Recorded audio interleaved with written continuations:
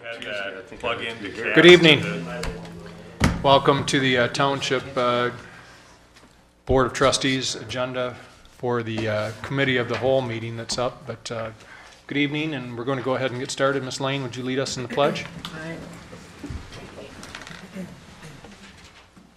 Pledge allegiance to the flag of the United States of America and to the republic for which it stands, one nation, under God, indivisible, with liberty and justice for all. Thank you, Ms. Lane. If we could have a motion to approve the agenda. So move. For a second? Support. Discussion? Sure. Yes. So we have the Genesee County MTA meeting here next Week from Thursday. Thursday. Week from Thursday. So I don't know if we could want to discuss for just a minute if there's any thing that we need to do to prepare for that. Okay. You want to put that on the agenda somewhere? Yeah, just put it maybe right before written reports or before Okay. adjourn or something.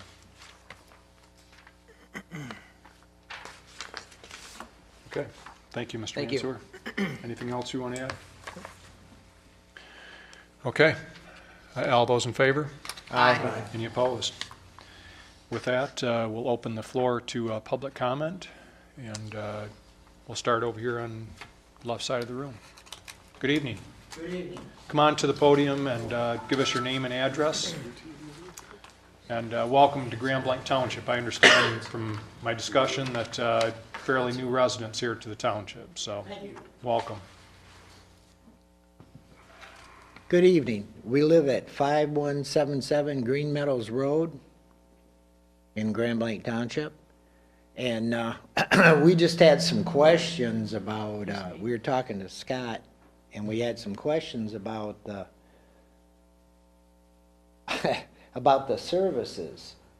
We've been trying to get our ditch dug out, and we were referred to the Genesee County Road Commission, and they basically just told me, well, if I want to rent a machine, I can do it myself, because otherwise, they said, we need to go to the township and ask for a special assessment. And it's like, we don't need any higher taxes. But otherwise, they told me I could do it myself, rent a machine and do it myself. And it's like, really? I'm 63 years old, and I had a heart attack 2 years ago. So anyways, I took a shovel and started digging my culvert out so I could at least get the stuff to drain. Because if it continues, it's going to screw up my driveway, because the culvert backs up and then it starts heaving your driveway. So, and then the other question I had is, I was kind of surprised. I see a private truck plowing our street, and it's like there's no emblems on it, and it's a red truck. It's not even a city truck. So I wondered if maybe the township is contracting work out. I didn't know. Yeah. Okay. Ed, did you have anything more? Yeah, we had a question on our taxes. Our taxes went up $1,400, and I know that the board meets in March, I was told correctly, The Board of Review. for the taxes, but I was just wondering, because I have well water, I have a sewer, but we're already paying our sewer bill, and it was like, okay, well, I can't even get them to ditch out the ditch, Right. you know? So, Okay. Well, I gave you my card, and you're going to give me a call, and we're going to discuss I'll things. get you with the right people, but Okay. I'm sorry, your name again, sir? Larry Mills, and this is Carol DeLong. Okay. Thank you very much, I appreciate Thanks. it. Okay. Well, we'll talk. The roads are the responsibility of the road commission, but we'll take care of that, and we'll also get you set up for the board of review to talk with them about your taxes. Okay? Thank you. Thank you. And we don't have any red plow trucks, so I don't know. Could be. It could be somebody in the neighborhood just doing it on their own, but that's not a private street over there, to my knowledge. So, okay, thank you very much.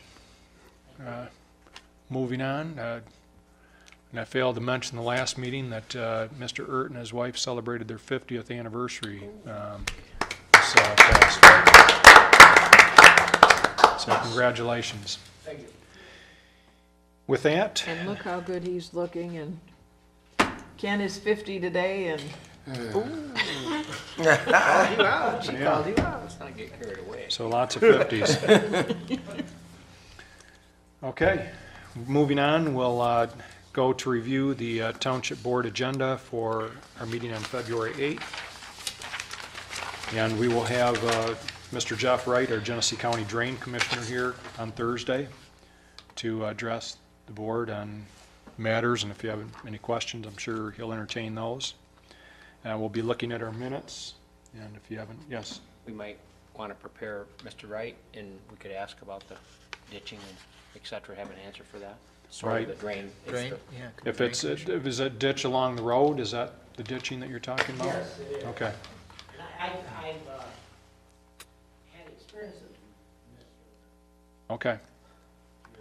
for years. Well, this is actually probably gonna be the road commission Right. with this ditch, but we'll talk about it. So we'll have a presentation then, and we'll go through the minutes.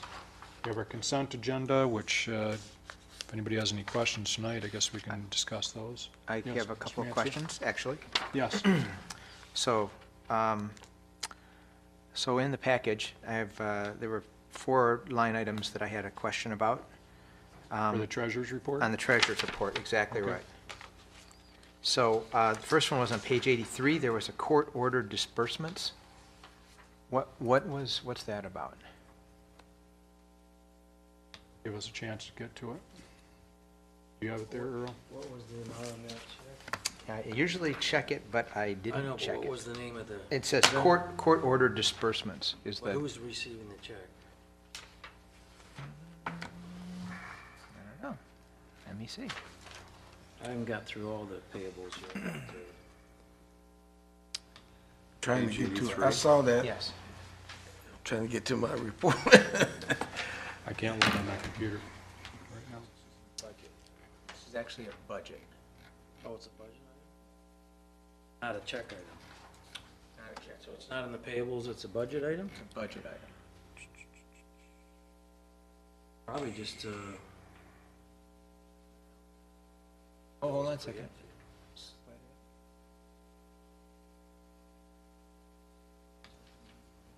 Probably, if I was computer literate. Four.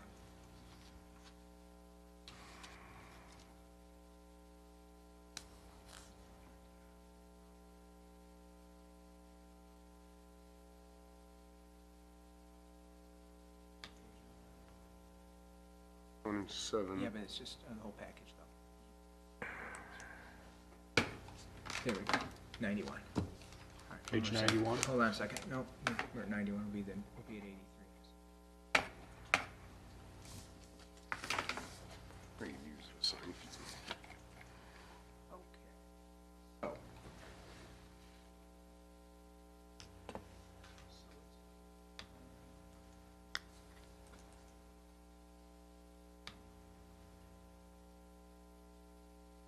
One second.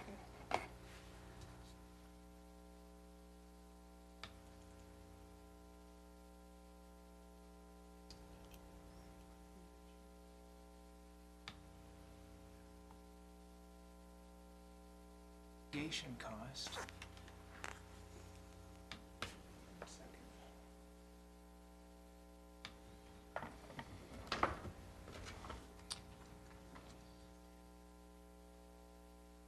Trustee Manser, are you referring to look at page 86?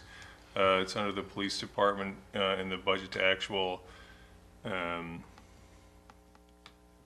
under expenses, it's 265,100, 963. Yes, Court ordered exactly. disbursements. Okay, my pagination's off some, yes, 86. So we have a line item for,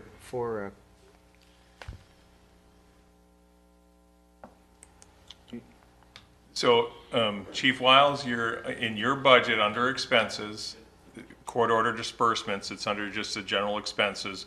There's only two items in there with money budget. One is your operating supplies for 10,000, the other is the court order disbursements. Yeah, we have a number of, I guess for lack of a better word, opportunity that we send money to the courts, dispense money to the courts, whether it's a sex offender registry, a reimbursement for an OWI arrest where we get reimbursed from the court, and a couple other areas where we send money to the courts through and get reimbursement through the courts through the sentencing guidelines. Without so that's looking at it, so it's a net expense to us? initially, through sentencing and conviction, most of that we will get reimbursed back. So there's probably a line item in the revenue part that's... There should be, Okay, yes. some kind of an offset. Yep. Okay, thank you. Next one? Yes, because we do get deposits from when they pick up anyone. We do get deposits, it's booked as an income, Okay, all right. and it probably offsets it completely, I don't think. On page 88, there's $120,000 for the CDBG grant. And is that a for sure thing, or is it like in the bag, or is there some risk around that? No, it's a for sure thing. We get awarded our CDBG money every 3 years. You get awarded a lump sum for 3 years, and all those projects are pre-approved, so there's no risk involved to us. We know when we get it awarded which ones they're funding and which ones they're not funding. Next page down, there's expenses for the fire department, $34,000 township expense, and a $65,000 fire station improvement. Is that above and beyond kind of is that just, for instance, for our fire station? It would be, and what page are you on? Well, this says 89, but I'm not. Okay.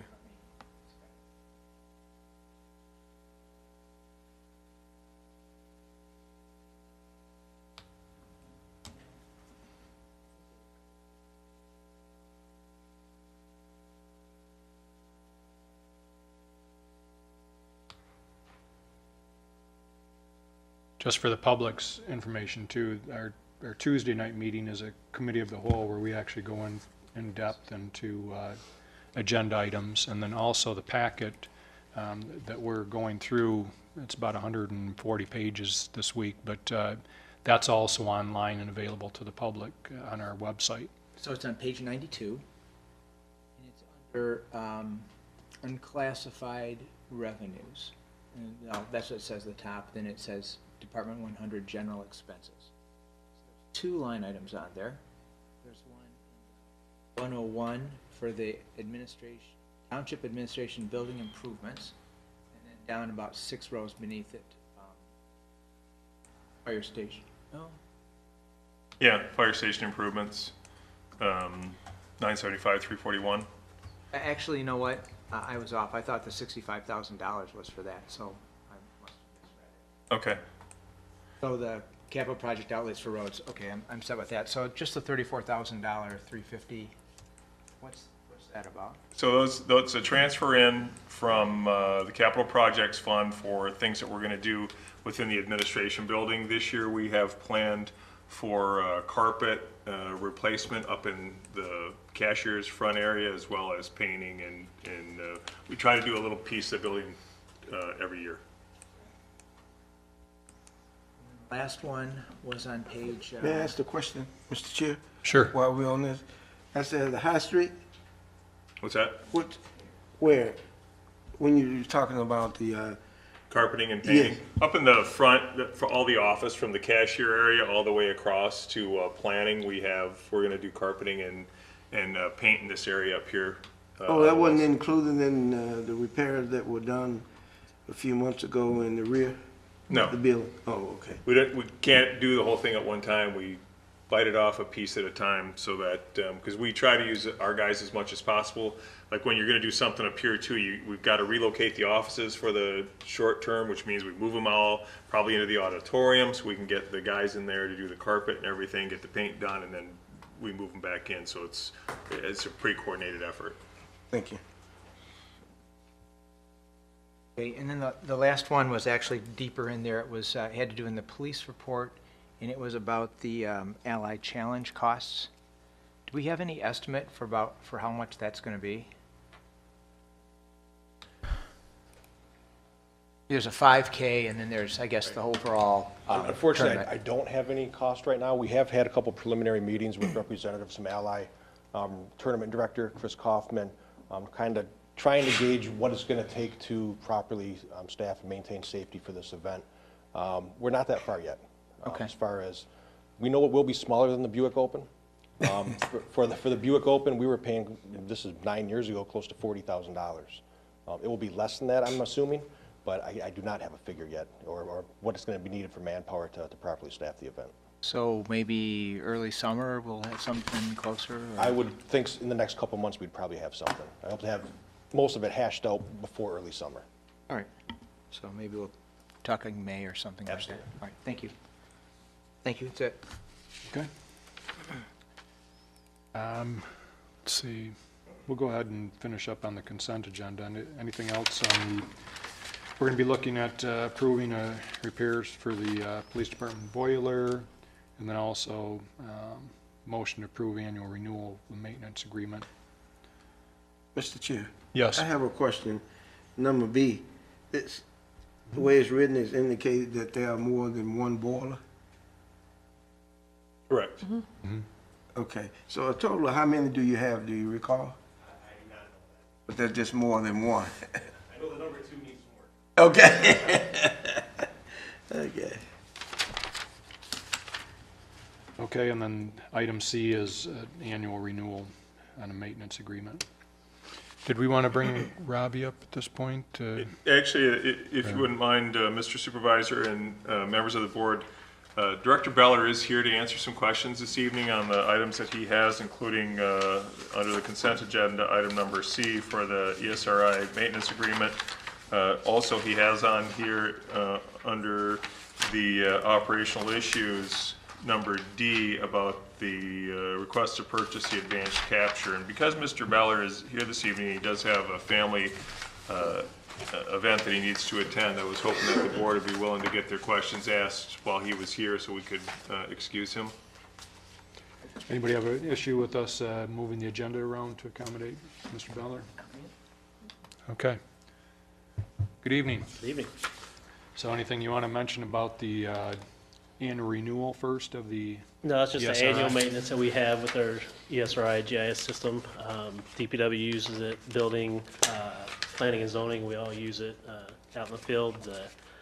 The DPW technicians with our GIS server, they're able to access their information out in the field and pull up blueprints out in the field rather than having to come back in. So that's all part of the maintenance for the software. Mr. Chair. Yes. I thought we had a similar discussion a few months ago about this. Didn't you give a presentation on this or something? No, not a few months ago. I mean, I think, We were talking about having access to information when you're in the field. I recall that discussion. Oh, we're going to get into that next. That's the document storage system. well, Oh, document okay. storage, yeah, we're gonna get into document storage. Okay, okay. But we've Thank got that implemented, I mean, we've got it in-house, we've got it, we're starting to add documents to it. With the advanced capture, it's another module that we're wanting to add to it. At the end of last year, we got the approval to purchase the base system to get the information, we got the licensing and everything, so we've got the system set up.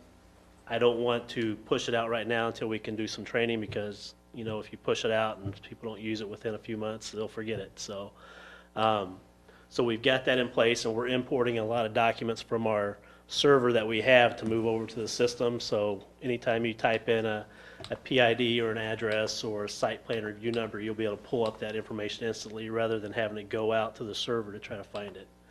Now, the advanced capture portion of it, I'm wanting to add on to it right now, allows us I know we had budgeted to do, I think, 80,000 to have another company scan all of our documents. Looking at the building files, it's pretty labor intensive, taking out all the staples and everything in different sizes of documents. But with some of the assessing documents, they're all a standard template with the PID in a certain zone, an address in a certain zone. What this advanced capture will do allows us to scan documents to a folder. It's not a scanner, it's not any hardware, it's a module that allows us to scan documents to a folder from our copiers, from a desktop scanner, any scanner we want, and move documents into a folder where the document management solution will monitor that. So if we have a template set up with zones specified with an address, a PID, site plan review, it'll automatically index it with those values. And that's what you're looking at? That's what I'm looking at with this. It's not any hardware, it's basically a module that helps monitor any folder we want. Right now, we're able to write a script to be able to look into any folder on our server to bring that information in. The problem is we have now a lot of documents we have out on the server. There's no rhyme or reason to why it's named or what its name is. So whenever we started this whole process, our department began scanning stuff in and naming it with the PID or an address or development or a contract number, so we can take that and index it with those values, those fields. With any other documents coming in, if you know how our copier works and scanner, it scans it in an arbitrary name, 2018, whatever the date and time and all that, so you can't really get anything off of that. So what advanced capture does, will scan that document, compare it to templates that we have in our system, and then pull the values from that document and use those as index values. So there's a possibility of us scanning some of our documents that we intended on having another company scan, because I've got a temporary scanner that somebody let me borrow that scans 40 to 50 documents in about 30 seconds and puts them in a folder. We can set up different profiles to where it goes and what documents we want it to scan. So if we do that, then this advanced capture will go through those documents, verify them, and find the index fields and automatically put it in. So I just want to make sure I'm getting this straight, okay? So we have a company that's going to come in and scan documents.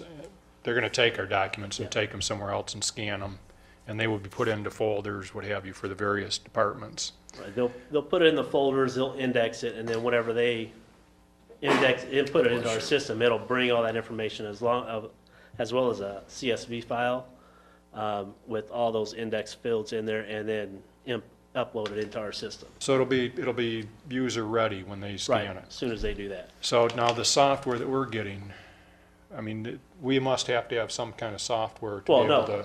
This is the module is an add-on into our current on-base system. Okay. So it's the module that they use to capture the index fields off of the documents that's scanned. So that's not included already, though? No, it's not already included. I mean, we intended on getting like the base solution in and then add on, because there's a workflow management that we're wanting to look at that does a whole approval process, going from a developer submitting their documents, and it's indexed based off the information that they put in, based off the PID, address, any other information we want to index it. And it'll go through that whole system and through the approval process and allow people to comment on the different documents. So if the building department reviews all the plumbing and electrical permits, they can comment on those, and then it goes back to the planning administrator to then send out the information. So we have the base system in place to bring in the information. It's just indexing those, because I've scanned in a bunch of documents and brought them over and indexed them, and typing in the address. We've got it set up to where you type in the PID, address will automatically populate. But as with that, there's probably going to be human error as far as somebody fat fingering something, or there might be an error inputting that in. This takes the human error out of it, and we can set it up to have a 80, 90, 95% match rate. If it doesn't match that 95 or whatever we specify, it'll kick it off to a queue to say, you need to review this to make sure it's the correct information. So will individuals here be able to scan from any of the Any equipment? copier, they just scan it. We can set up folders, so like if assessing has their own set of documents that they can scan it to an assessing folder. The system will monitor that assessing folder, compare it with any templates that we have, and then if it finds one, it'll automatically upload it. Right now, we're currently scanning a lot of stuff to an incoming scans folder, and a lot of times people will grab the document, put it wherever they want, leave it there, and we have it fill up quite a bit, so we have to go back through there and delete it. If we have this, they scan it in, it'll basically copy it from where it's at in that incoming scans folder and places it in the folder it's supposed to go to. So how would we get along without it? What's that? It sounds like we have to have it if we're going to utilize the document storage.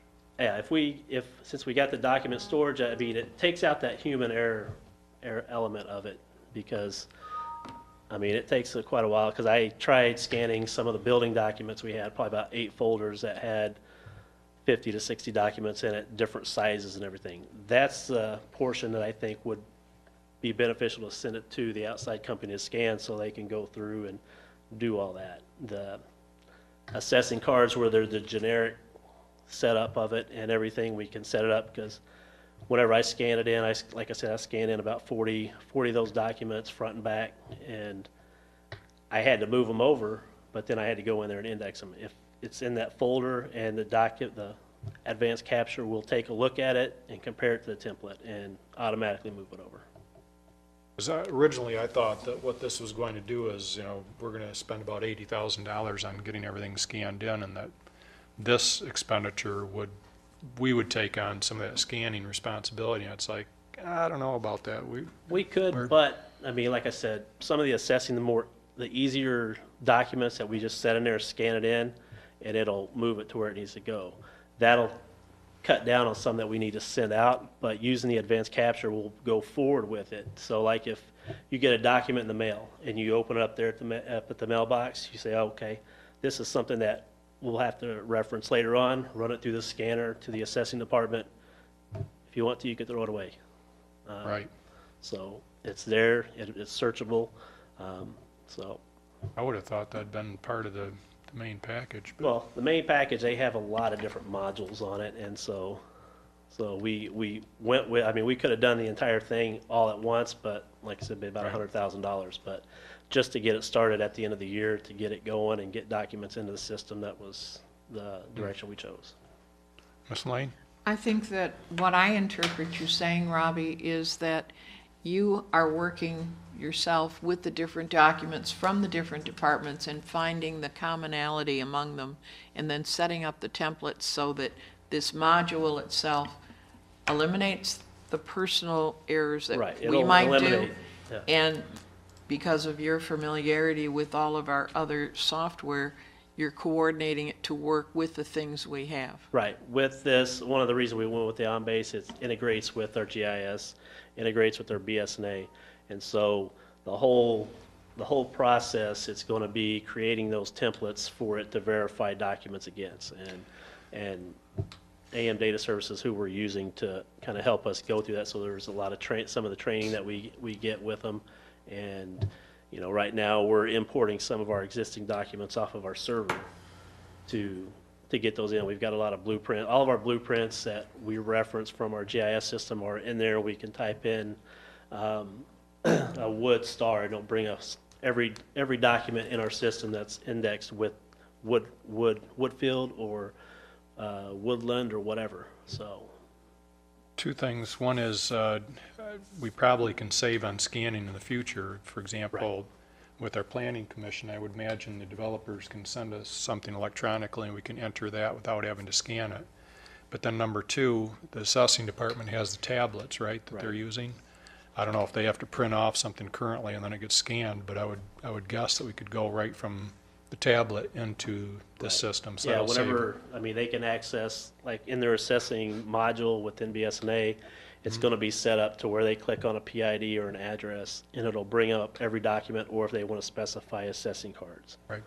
The police department, is that, their documents going to be part of the system, or how does that integrate? Eventually, we'd like to, but I know a lot of it's sensitive information, so Right. we can lock it down to where only police is part of that, or can access those specific documents.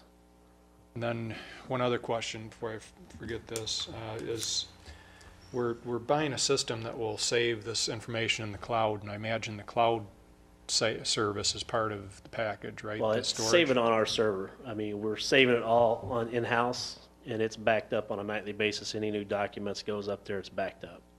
Do we have enough Eventually, I would capacity? like to get to the cloud to where, you know, if something were to happen to our server, I mean, we can flip a switch and start pulling data down from the cloud. So it is backed up It's every backed night? up, yes. On site or to On the site, cloud? yes. But that seems like a lot of data that we're gonna be saving. Do we have enough space for that? With all the data we have, I think we're using 2 to 3 terabyte right now, and their server has 6 terabyte. So, But we're gonna be putting a lot of information on there, aren't we? That, well, I mean, if you consider the amount of data we have right now, I mean, like I said, we've got 3 terabyte for the number of years, number of documents we have up there. And so, I mean, a lot of these we're gonna be putting up, so yeah, it's gonna be adding some more to it, but I don't think nearly the amount that you would think. so they're just scanning it, they're not storing it for us? No, Okay. no, this is all the system and the hardware and everything, that's licensing and software for it. So the license that we're paying this company to scan in, what have you, let's say that 2 years, 3 years down the road, 5 years down the road, their maintenance agreement gets to be very cost prohibitive. Is that information saved in a format that we can Saved, right? switch? I mean, we could decide not to pay the maintenance, we still got the software, still access it. The only thing, we wouldn't be entitled to the upgrades. But we could still Oh, access yeah, the we could still information? access it, yeah. Okay. Mr. Guzak? Yeah, so just to clarify a couple things, of course, we're trying to go out there and store everything onto our server, and then, of course, we back it up daily, and then you also back it up to a cloud, right? No, we don't back it up. You don't back it up to No. cloud at all, so it's just on our hard. It's on our hard drive, our servers and everything, and we back it up and store it here on site. Okay, so then, once all that's out there, then this machine, this advanced capturing, that's gonna be used for all the new stuff that's coming in, correct? It's not a machine, it's a Software. module that's an add-on Right, to it. well, yeah, it's But, an I mean, option. we'll be able to, I mean, like I said, scan from any copier, desktop scanner, just Right. scanning it to a folder on our server, and then we can have the system monitor those folders and pull in that information. Okay, so does it take into accounts payable at all?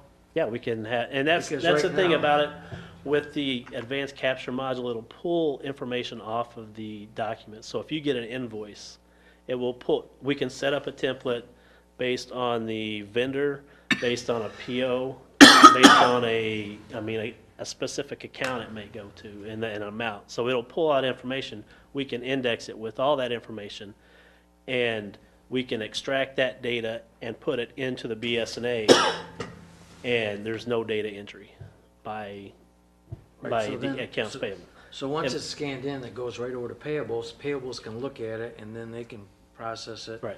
And then print out a document or something that the superintendent can look through everything to make sure it's. Right. and If then you, I actually mean, if cut you wanted checks to off. bring it into the BSNA, the accounts payable, you can, and like I said, you can bring it in and it'll read all the information on it.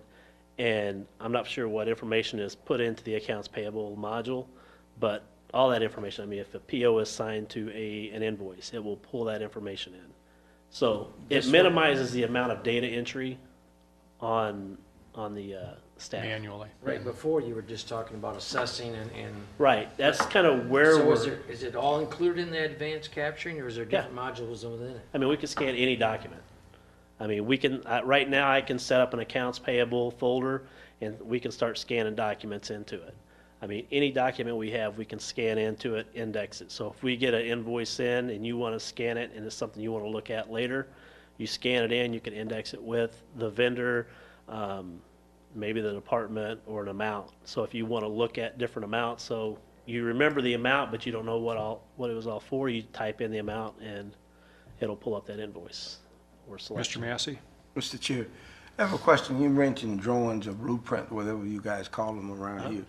So what is the time frame when you update a drawing or blueprint before you get it online? I assume you will update it offline, and you would then, Well, a lot of times, we'll get blueprints into the building department, and right now, we scan it in. We've been trying to get them to submit them digitally, so it's just a copy and paste on our server. but what is the turnaround time when you have to update a blueprint?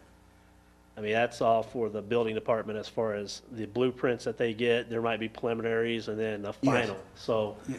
that's something that we have to work out, because with the system, with the workflow process, a developer can submit their blueprints, their preliminary blueprints online and submit them to us, and then it kicks off the whole workflow process where it goes through all its different approval processes.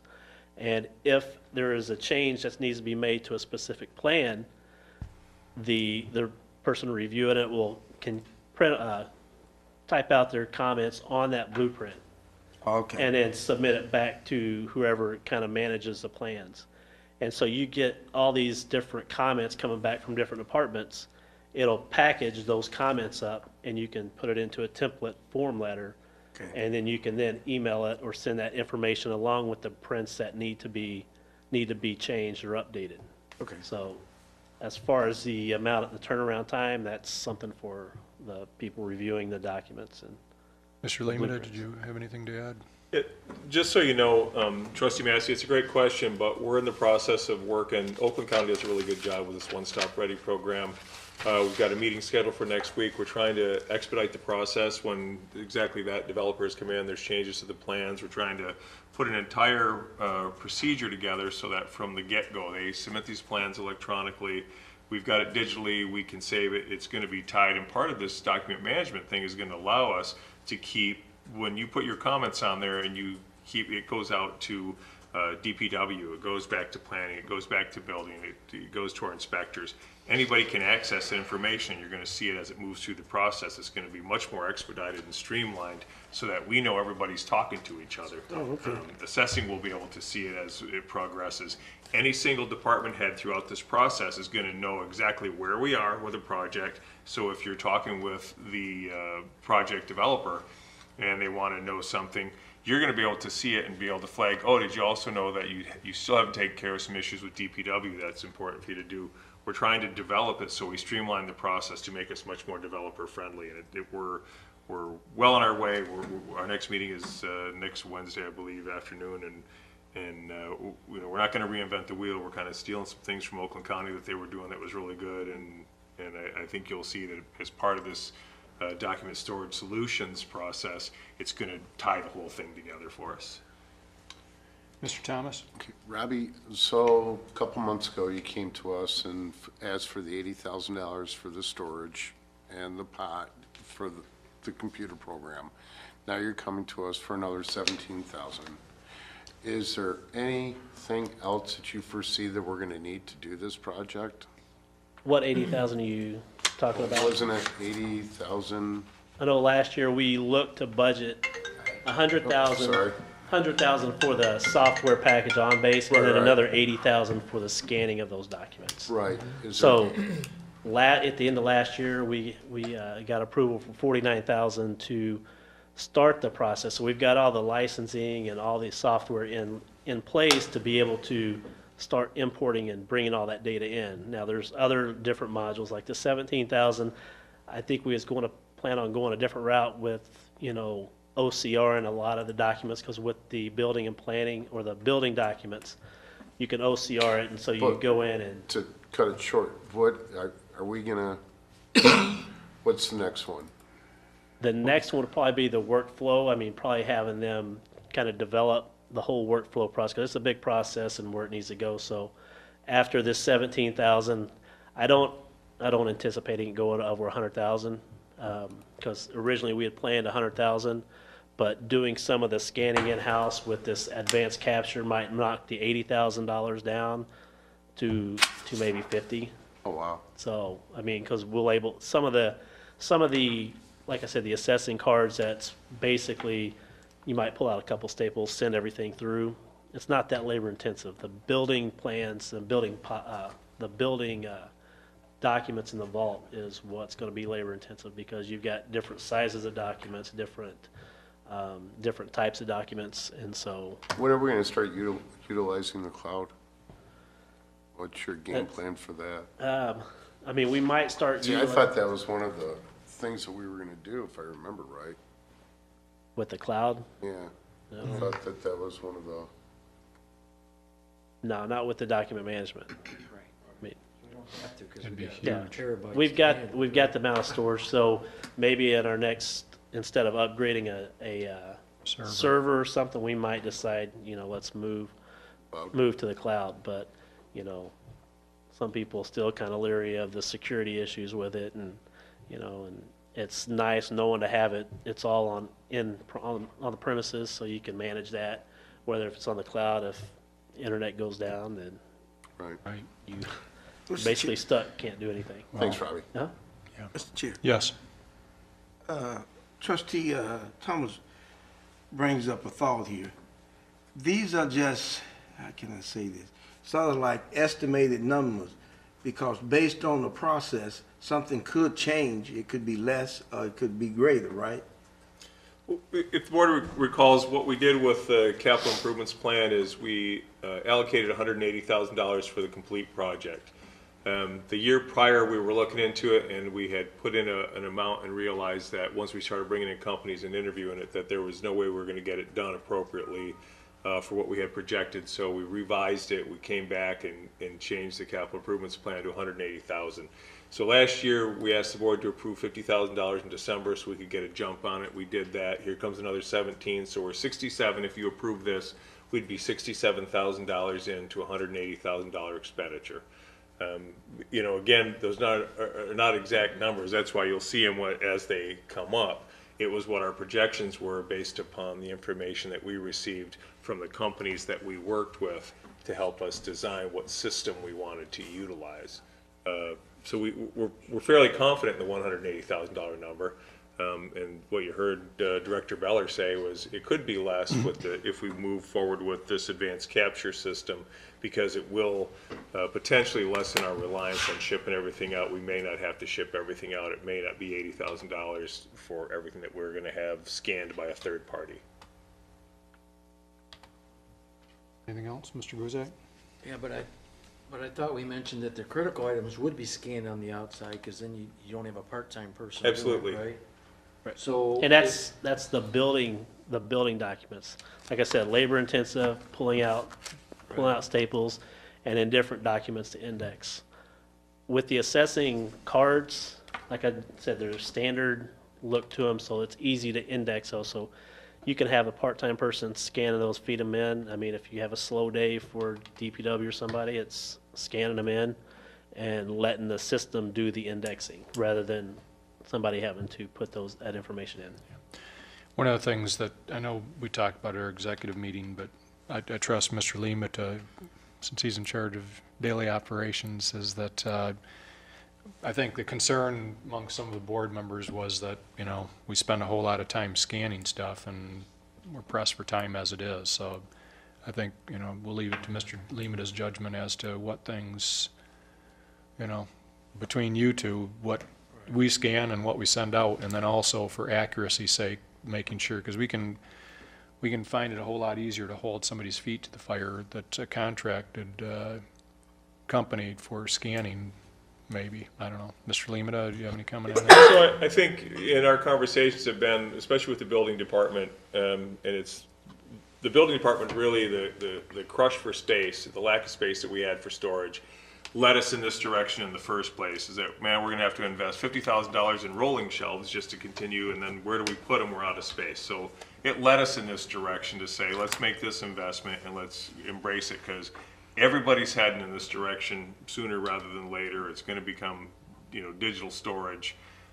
Building department is the most critical, so that's who we're gonna do first. I think for us, it's easy to say part and parcel, all the building department documents, that's what you need to do. So they'll take some, they'll leave, they'll come back in 3 weeks and bring them back to us and take another batch and go until we have all the building departments in there. In the meantime, we'll know what we can accomplish ourselves, because as new things are coming in, we're gonna be scanning. If we have the opportunity, or if there's a department who wants to dedicate somebody to scanning because they feel they have the time, great. But when these guys are done with the building department and they come back, it's gonna be our call whether we wanna keep sending more documents, or if we feel that we're in a position that we can scan those on our own. Right. And there'll be a little bit of a learning curve to it. Mr. Guzak? And the storage on this, that was those terabytes, was that part of the initial amount that No, we? that's what we have available on our server. So we had that server capabilities Yeah. all along, right? Yes, And it far exceeded enough so that we could scan Right. them in and store them there, right? yes. And there's some other servers that we might utilize if we need more storage space, but hopefully by that time, the cloud storage will be better and, you know, or the servers come down in price where it makes it more Right. affordable. Or otherwise you just buy another storage. Yeah.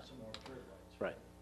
Well, buy another server, because the servers, I mean, have a life expectancy 5 to 6 to 8 years, something like that, so, I mean, we still have a few more years left on this one, so we're good there. I could bring that one that's down in your basement in. I thought we were gonna use one from the police department with the cameras we were gonna And that's use. one option, because I know that one has a lot of space, so. Right. But eventually they will get proper cams, and so they'll need that space. I thought that was part of the deal, that we were giving the cameras back, and then we were gonna keep that as our next server. Wasn't that the plan? I mean, we'll be able to utilize that server if Right. they don't Run out have of any space. plan But for if it. they do get new cams, a different brand or whatever, they have to store all that information that the Right. cams are producing. And Yeah. so it might just stay in the police department, or I guess we could utilize and then buy another one once they get to that point. Or we whatever. just take the one out of your Yeah. basement, like Scott said. Yeah, Well, that's all. we'll have to full cross stuff, that bridge so- when we get Yeah. there. We're not looking at cameras right now, so who knows, by the time we do get cameras, the system might totally change as to how the storage works, so. Who knows, maybe they'll go right from the camera to cloud storage for all we know. But, okay, any more questions for Robbie, Mr. Beller? I Ms. just Lane? want to thank Robbie for trying to educate all of us. Thanks, Robbie. A couple of us. You can pick the couple. Thank you, Mr. Beller. With that, moving on to our future positioning. We have 8 o'clock on there, and actually, we had a discussion this morning, we're not going to start till 9:30. 9:30? Yes, and we will be out of here at noon, if not sooner. What we want to do, and we will give everybody the opportunity, I know, to give input. What we want to do is take the subcommittees and detail a little bit more precisely what it is we want those subcommittees to try and accomplish. Right now, you know, we have a Parks and Rec subcommittee, or we have a business attractiveness. What we would like to do is have the board give input on what specifics we would like those subcommittees to accomplish. And so what we're going to do is we'll send out some information beforehand, but we want board members to be thinking about those subcommittees and what is it exactly that we would like to have those subcommittees accomplish. And we can't do everything, so let's limit their scope as to what we think is feasible for accomplishing. So we're going to have some whiteboards here, and we're going to have some yellow pads, and you're going to write down and stick on there. And I think it's going to be, we're going to move at a rapid pace, and we're not going to spend a whole lot of time anything other than that. So, You got my text. what's that? You got my text. Yes, so, okay. Okay. All right, Caretaker for my sister-in-law, as you well know. okay. Yeah, we'll provide an opportunity for some input. Just moving apartments inside. We'll email a form to you that if you want to give your input on it prior to the meeting, we'll have your input. Okay. Anything else on our, Mr. Lehman, anything you want to add to that? Yep. Okay, operational issues. Chief Wiles is here today, and board's going to consider a motion to approve a request to purchase new handguns, rail lights, magazine pouches, and holsters for the sworn officers of the police department. Good evening. Good evening, how is everybody? I'm requesting approval to purchase new handguns for our sworn officers. These are the handguns that you see every police officer when you see them out on the road that they take with them every day to their job. These will replace their current weapons, which were purchased in 2000, coming up on 20 years old. Since then, we've been doing preventative maintenance on those weapons to keep them functioning properly, to ensure the safety of our officers. However, the time has come that those night sights on our current weapons are starting to fail. Their effective life is gone. We can't prolong the life of those no matter what maintenance we do on them. To replace those night sights is approximately $180 per weapon. We have 60 weapons, so we're talking roughly, $11,000 to replace night sights on those. Just not cost effective on a 20-year-old weapon. That's why I'm requesting approval to purchase 60 new Sig Sauer P320s. These are 9mm handgun. When you purchase new weapons, you have to purchase new leather gear also, new holsters, new mag pouches, and that's the additional cost on there. One of the great benefits to doing this now is that they're willing to buy back our current handguns at a really nice price, $375 per weapon, which is very good buyback on our current weapons. So that's why I'm pushing this out now and seeking approval to do that. Mr. Thomas? Is that $375 just for the handgun, or does that include the holster and? It's just the handgun. Really? So we could still sell the holsters and everything else too then? We could, yeah. An additional problem we have with our current weapons is the holsters, they break down over time. You know, How much are they don't make our guns current buying? holsters anymore either, so that's kind of forced us to look at different avenues, but the timing's just right with the great buyback they're giving us now. So we're buying them for $395, and we're getting $375 back. Correct. We have, Well, I don't think we should do it. if you look at that invoice, you're gonna get 60 brand-new handguns for $23,700, and our trade-in value is $22,875. Oh, I don't think that's a And good deal at all. And what we had originally planned to do, what we had done in the capital improvements plan, was allocated $5,000 every year for 4 years to get through the process of swapping out our handguns. And then this deal came up when they gave us the trade-in value for our current weapons. We revised our plan because we can get it done right now at just an incredible price. Mr. Super. Yeah, just out of curiosity, how many rounds a year would we fire, practice, and Oh, whatever? geez, you know, we require our officers to shoot quarterly, and that's a Okay. minimum of 50 rounds a quarter. That said, you can go every quarter if you want to and shoot. Some officers take advantage of that, others don't. So at a minimum, they're putting a couple hundred rounds through. A year? Yeah. Doesn't seem like that much, really. Well, you're talking about almost 20-year-old weapon. That's No, not but I'm just saying, I get that, but I'm just saying. Doesn't seem like much, what, many rounds? Yeah, it doesn't seem like many chances to practice per year. So the state only requires you shoot one time a year. Really? Yeah. Right, and they usually go out to the Linden Sportsman Club and do all that Yeah. other. So who, I'm sorry. Thank you. You're welcome. Who came up with the deal?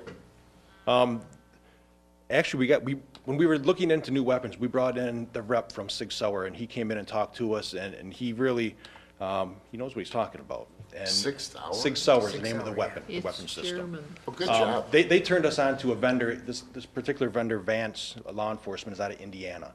He said, I suggest you contact these guys, because he's dealt with them several times and knew that they had really good prices. We did reach out to several other vendors. The price is significantly higher with those. One quote we got was in excess of $30,000. Mr. Massey? Chief, Yes, sir. I don't have much expertise with guns, but I do know a little about guns. Okay. I saw something in one of your reports about 9mm. Yes.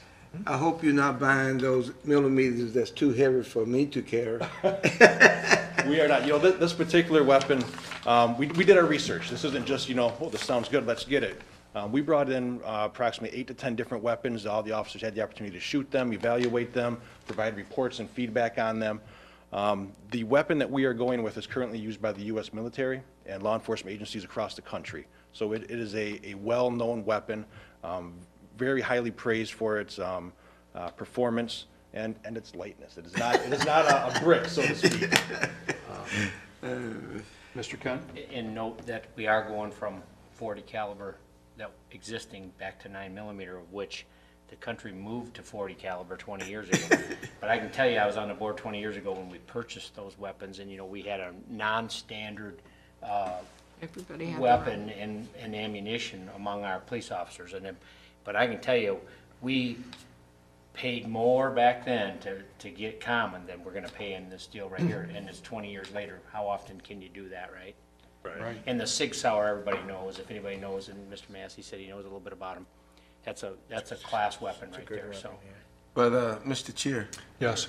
just on a different note, I thought you could go to the gun exhibits and buy some. To gun show? Yeah, the gun show. No. And Mr. Kent, you are right. It is a transition from the 40 back to the 9, and that is by design and through our research that we did. More accurate weapon, you can carry more rounds. That's right.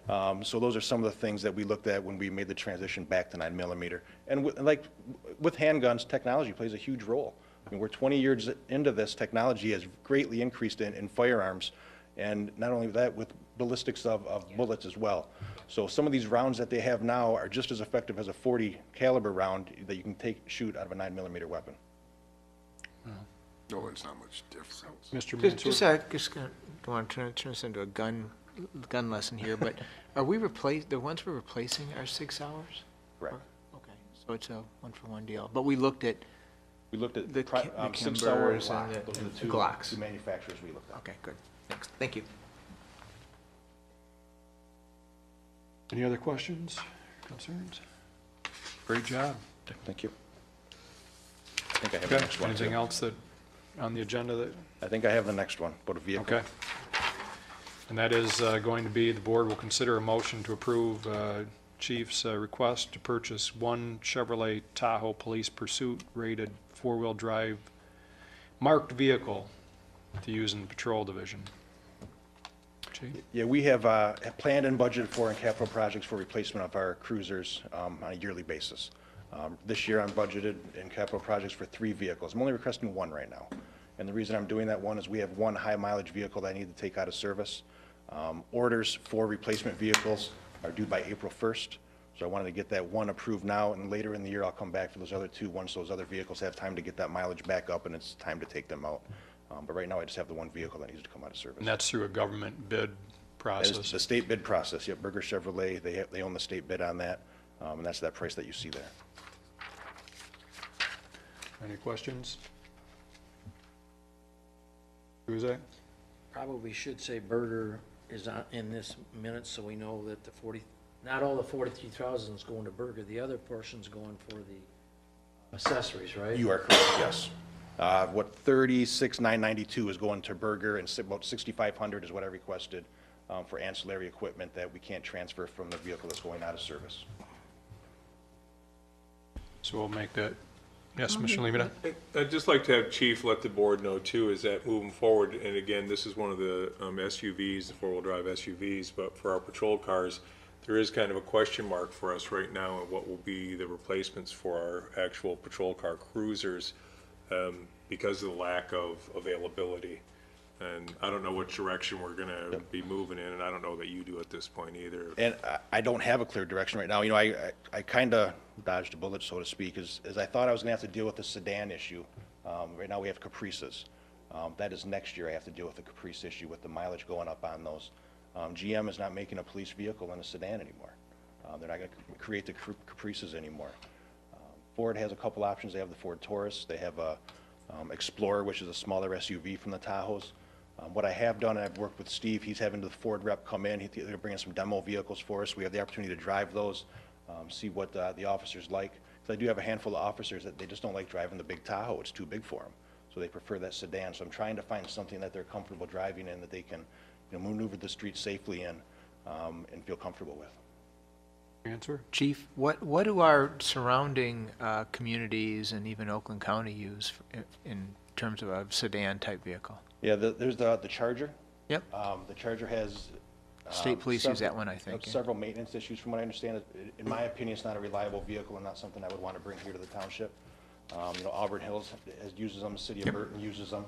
I've just not heard good things about it, and I'm not prepared to bring those to the township. So other than that, are you aware of any, Sedans, no. Okay. We see some Explorers. Primarily, though, we see a lot of Tahoes out there.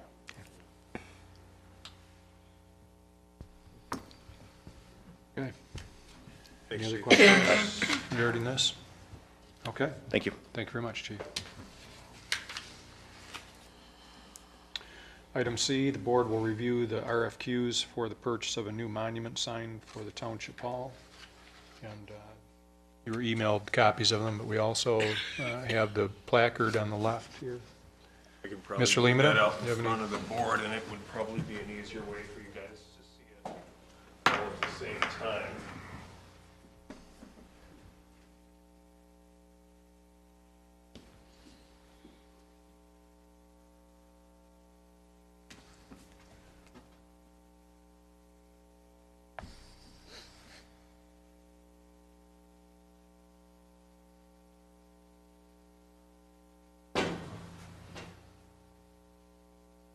Just so everybody knows what we did, and again, we're not asking you to make a decision tonight, unless your Thursday night, if you want to, that's fine. But we're looking at the old sign out there, we our imaging and our branding.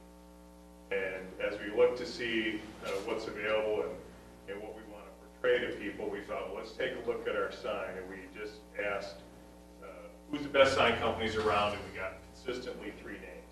So those are the 3 names who we asked to do quotes for. We asked them to give us 2 options. We didn't really tell them what design we were looking for, other than give us an option of a static sign and one that has the electronic message board, and then give us the price of those. So you can see anywhere from $10,000 on a static sign, and on up to $31,000 message board sign. Depends on how important that electronic reader would be to you guys. One way it's nice is that in an effort to get more people involved and try to, get some people in here in these seats, with being able to, hey, planning commission tonight at 7, or, don't forget board meeting messages, which, could potentially, also, you can put whatever you want in there, so if it's just something that we want to get out, or whatever. I think it's worth considering. I don't know how you feel about it. Otherwise, if we went with the static sign, considerably less expense, you lose the opportunity to get more messages out, but still a good look. Every one of these guys incorporated our logo, and they saw our current sign, and then we also gave them copies of our logo and told them what we wanted. You can see some highlighted as the Charter Township of Grand Blanc when we were established. Others, kept it as the government center, kind of like it reads now. But we really wanted to start that conversation about how do we brand ourselves, what's our image, and if you take a look at the current sign we have out there, it's almost nondescript. It's served a good purpose, but it's old, and it really came about, we're working on putting a marketing kind of a branded video together, and it's cool. It includes Tech Village, it includes the schools, it links to the schools. Kind of like a computer animated flyover of Tech Village, and then it really touts Bicentennial Park and who we are, and why Grand Blanc Township. And we want to have that on our website. You can click on it and go through this thing, and then it ended. We've been working with Matt Kimmer, our GIS guy, on it. It ended right on our sign out front. And you looked at it and thought, wow, we just talked about how amazing we are and how ready we are for redevelopment. Came to a stop with, here's our sign. And I just don't think that it was portraying what we wanted, and that's what kicked this off. We had these, we did the RFQs, we got it out for everybody, and we thought we would just generate that conversation now and see if the board had interest on moving forward. It was not a budgeted item. It would require us to do a budget amendment and move some money from the capital projects fund to accomplish this. But we really wanted to start the conversation, and again, how long it takes the board to make a decision, or if you want to instruct us not to move forward, But that's what we were hoping the conversation would lead to on Thursday. Mr. Limita, I'll start it off. I'm going to throw my foot into the spokes a little bit here, in that I agree that we need to do something on the sign. I think the sign we have out there looks, isn't in keeping with what we want to portray. But my problem is with the logo. And when you look at that sign from here even, I can see the Grand Blanc Township very clearly. But that blob at the top of the sign, I'm not quite sure what that is. And a logo, it's a great picture, and it probably is, you know, I know Miss Lane will tell you that there was a contest to come up with that. But in terms of a logo, it's more of a picture than it is a logo. If we were to paint that on a water tower, for example, I don't know, I do a lot of driving, but you drive down 75 and you see Independence Township. Logo's real simple. I could probably draw it for you right now just because I remember it. But if we were to embroider that or put it on a hat or put it on a water tower, you're not going to be able to tell what that is. The other thing is it has to be in color for you to even tell, even close up, because if that was all one color, black and white, you would not be able to distinguish one thing from the other. But I mean, we can use that for some things, but to me, I think if we're going to brand ourselves, maybe it's a really nice looking GB and a T, or GB Township, but something that is very simple to embroider or to print, that's recognizable from a distance too. When you're driving down Saginaw Street at, is it 45, 55, 65, 45, I'm not sure you're going to be able to see what that is on the top of the sign. And so I would say we need to work on getting a sign, but I think one of the things, if we're looking at branding ourselves, especially with Tech Village, with all the things we have coming here, and the promotional materials we want to put together, I think having something that's recognizable and very simple, and we can incorporate, you know, the work that somebody did with putting this together in some other ways, but as far as a logo, I think we need something that's distinguishable, that when people come here for the Ally Challenge, that they see that GBT or whatever it is we come up with and immediately know, hey, that's Grand Blanc Township. So that's my 2 cents. So are you saying to take the logo off of the sign? I'm saying maybe we adjust it, but Mr. Massey, you had your hand up? Yes, I concur to what you said, but I'd like to bring out a point. At the top, didn't you call that, Superintendent, a static sign? Now, for me, I'm speaking on my behalf. I know the other board member, get rid of the static sign, period. And go with the digital? Yes. Okay. Mr. I Tian? concur. I think Mr. Limita's point about notification to the public for various things, I think it's a good community service. I like that idea. Yeah, Mr. Mansur? So, a couple things. I agree with you in terms of the branding and wanting to get that done. And if we need to have a patch because we need to get this other video or this other thing out, maybe we could end up on the front of the building here, on our sign here, rather than on the outdoor sign there. But I think we should really light a fire under this thing and get a logo done and done quickly. There's just a lot of reasons to do that. And I think we can maybe talk about how we can get that done at our retreat on Saturday and who we can reach out to and get that done. I kind of like the idea of having charter in there somewhere because that is a distinguishing factor between us and other townships. But I also want to make sure as we think about migrating to this non-static sign that we do not run afoul of our sign ordinance, because we do not want any flashing signs because that would violate our sign ordinance. So we got to be careful about that. Get a variance. We'll I change don't know, the maybe. We'll change the You know ordinance. those commissioners, they can be real pistols. Ms. Lane? Al, I have the same concern. We're the township. I don't want the violation of the sign ordinance. And the other thing I think that we're missing on a lot of our signs throughout the township is a number, so that when people are looking by number for a business, we need that much more identifiable, even if it's on the end where people are going by and they can see it on the end of the frame. But I think Excellent many of our businesses are missing some sort of a number that's identifiable for the general public and people coming in. We actually have it as part of our ordinance as far as the address, so that is. Would you but- care to go around and see where it's Oh, I know. I didn't missing? say we have to grandfather It in the is, signs but- currently. We can't go We back got and the- force people to have our their sign numbers up. on there.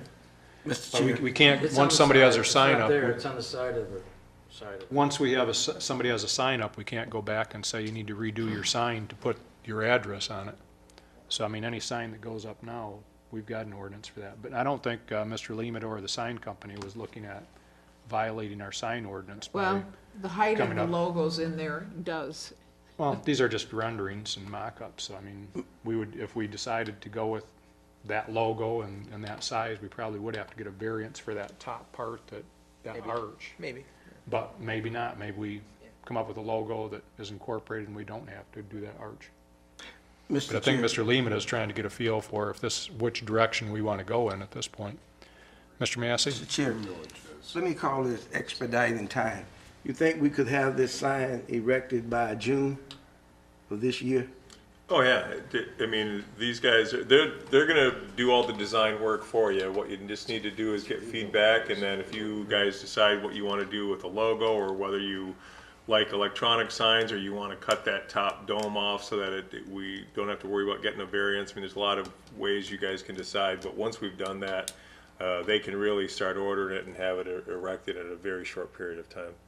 Mr. Mansour and then Mr. Guzek. Yep, I just, a question here, the other item I had as I looked through this is, okay, so we're talking about spending somewhere between, I'll call it $11,000 and $20,000 or so.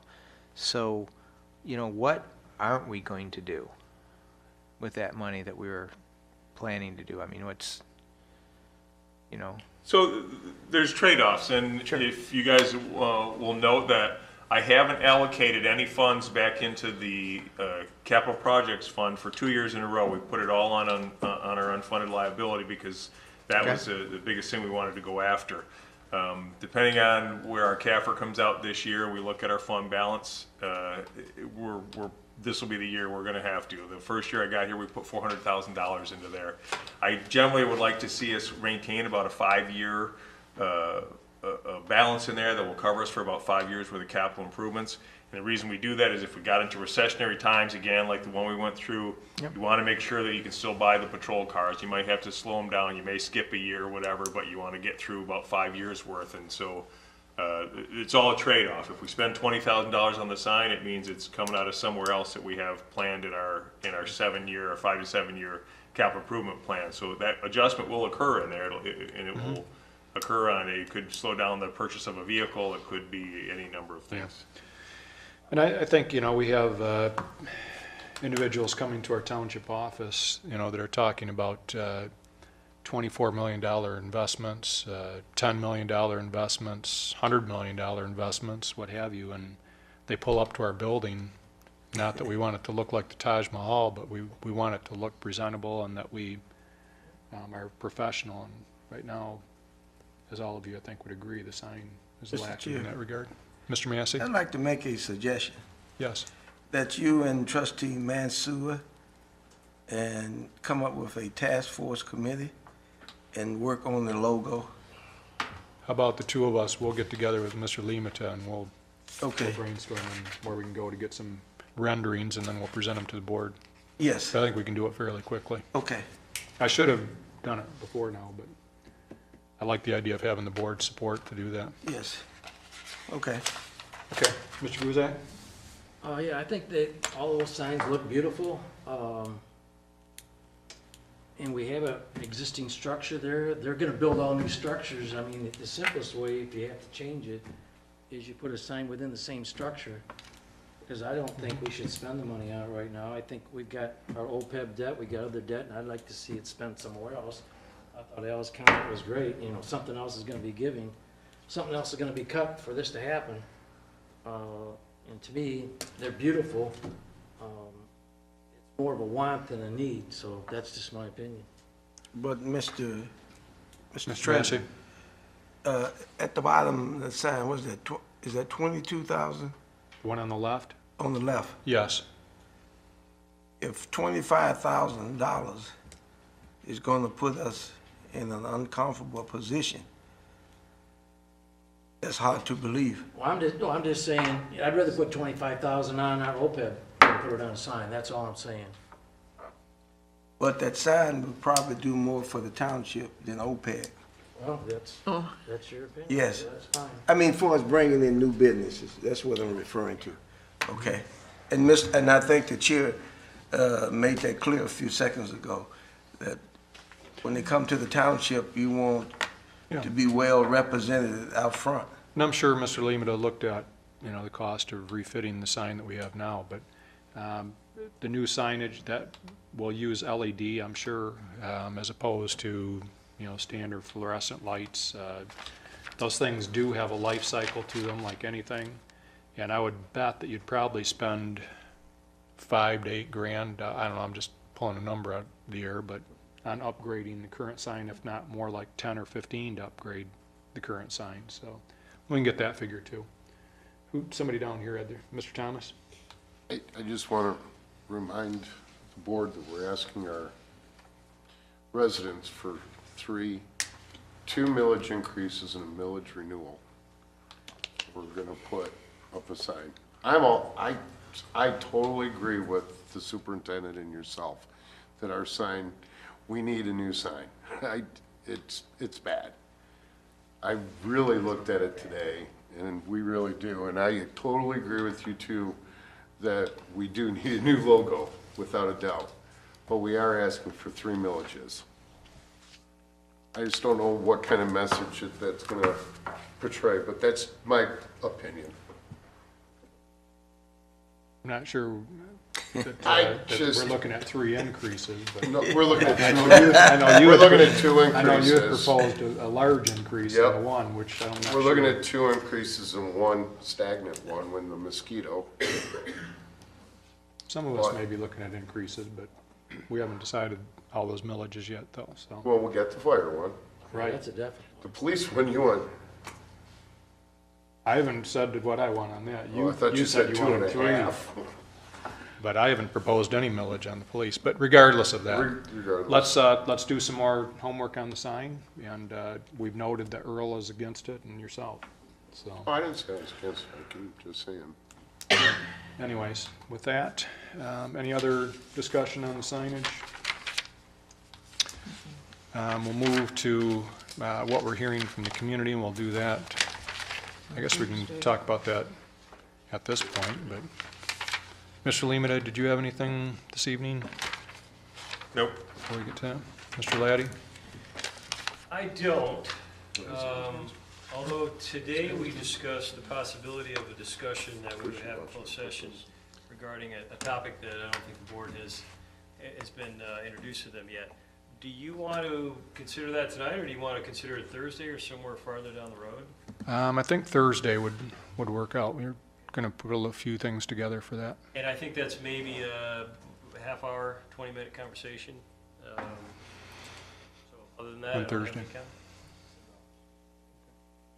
Mr. Chair, Yes, is it time now, what I'm hearing from the community? sure. It appears that I received a lot of complaints about our road commission taking interest in keeping our roads safe during bad weather. And it's quite apparent that what the road commission is really doing, it's quite apparent that they're really not planning well. I don't think it's what they're doing so much, but they're not planning well. I'll give you an example of what I mean by it. Okay, Sunday was a very bad morning to travel, okay? They didn't really get the salt trucks out until about 11 a.m. Now, they had ample warning time that the weather would probably be bad Sunday morning, okay? So what I'm saying, the salt truck should have been out at least by 6 or 7 a.m. Sunday morning. But they didn't get out until around about 11 o'clock on the average. Okay, so basically 12 o'clock, okay, at noon. So that's just poor planning. Now, I don't know what triggered that poor planning, but when you have your conversations with the road commissioner, can you have some discussion about that? Well, everyone here is going to have the opportunity to talk to probably one of the road commissioners, or one of, not the commissioners, but one of their staff members. Mr. Limita and I are working on getting out would probably go out tomorrow, a letter, and each of you will receive a copy of it, but we're planning a public meeting. It isn't an official public hearing or anything of this nature, but it's an informational meeting. We've received numerous phone calls, emails, letters regarding Pollock Road over the past year and a half. And Genesis has also been concerned, the Genesee Flint Chamber of Commerce, who have you. But anyways, we're going to have an informational meeting and invite the residents from that area, as well as Genesis and the Road Commission. And while roads are not our financial responsibility, and we want to make that clear, and we will in our letter to all those residents, we want to bring together the parties that are responsible, along with the residents, and figure out a plan for how that would be paid for, and offer them a couple of scenarios. Whether or not they decide to go with any of those will be up to them. But Mr. Massey, we intend to have somebody from the Road Commission there, and not that we want to try and limit it to Pollock Road, but individually, I'm sure you can address your concerns to whoever we have there at that meeting. Going to be the 22nd, and we'll have the letter with the time and location. So that's something that's coming up on the 22nd. At the police commission. Right at the police auditorium. What time were we proposing, Mr. Lehman? Between 6 p.m. and 8 p.m., just 2 hours, and I think that Mr. Daly from the Road Commission has come up with a creative funding option that might make it palatable to the folks who live there, but we'll see how much. We've heard so much about it over the last 12 or 16 months about how terrible it is. We'll see how far they want to go with it. We think it's a creative solution, but we'll have to see how the residents feel about creating a special assessment district. Ms. Lane? There is going to be the special election for the schools on May the 8th, which happens to be a Tuesday. And we may want to, in the past, there have been boards that have simply canceled the Tuesday night meeting like tonight and just had the regular Thursday meeting, because this room and the conference rooms are used for AV counting boards and for a precinct. So this is not going to be a place for a meeting. So I just want to give you a heads up. We did schedule it as part of the regular meeting, but if we plan things right, you just wait until Thursday and have a longer Thursday in May.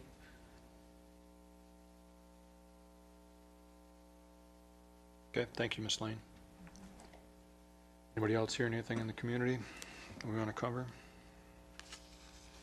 Okay. Mr. Supervisor? Yes. I don't know what a point in time it is to make a comment. I want to thank the board for their the card, the very nice, thoughtful card that was sent to my house and signed by everybody and some members of the township and staff for my brother's passing.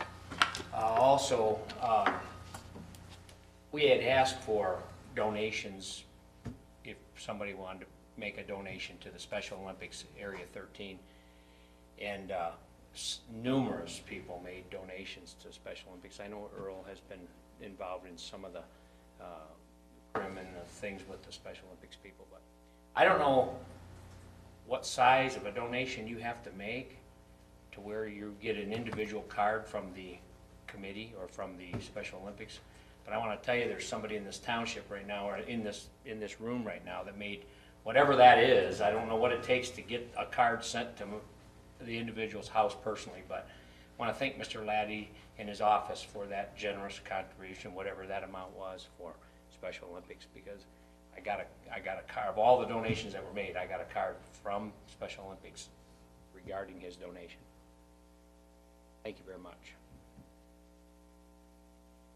Well, it was heartfelt, so our prayers are with your family. Moving back to the agenda for the Tuesday, we had added another item, and that's that the county MTA will be having their meeting here on February 15th, which is a week from Thursday. And in terms of do we need to prepare, we'll probably have the DPW rearrange the meeting so that we have some tables in here. Generally, what happens, for those that maybe not had the opportunity to make one of the meetings, they start out the meeting and then they take a break, and the township provides food, or the members of the township, they're hosting the meeting, provide some type of food. It's not a 5-course meal, but we can come up with something for that. And I don't believe that the township can expend the money for that, so anybody that wants to make a contribution, will accept those. But since I agreed to host it, I'll make sure that we have food regardless. But then after they eat, then they finish the meeting, and generally they have a variety of chair people for different committees give reports, whether it's the county parks, you name it. I don't know who the guest is. They usually have a guest speaker that comes. Oh, I know. It's Darlene Fulcher. from Genesee County Elections will be speaking at the meeting here. So we'll send out an invitation to everyone, but if anybody wants to contribute towards the meal, yeah, 50. I think $20 a piece might cover it. Do you think? We've done it a couple of times here. I think $20 a piece probably be adequate, and if everybody can do that, we'll be set. Anything else that, for the good of the meeting, that we need to cover? So we'll plan on an executive meeting or executive session following our next board meeting. Okay. All right, is there a motion to adjourn? So moved, Mr. Chairman. Support. Okay, all those in favor? Aye. Aye. All right, thank you. What do we have in executive session? We'll find out Thursday.